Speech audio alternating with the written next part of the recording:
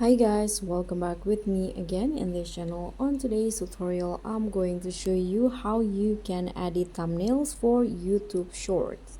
So first, you can just open the YouTube apps on your phone and then open your channel by clicking on this U button here.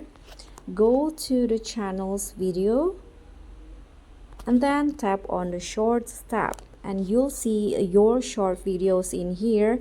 And then here, to edit the thumbnail, you can click on the three dots icon beside the title of the short.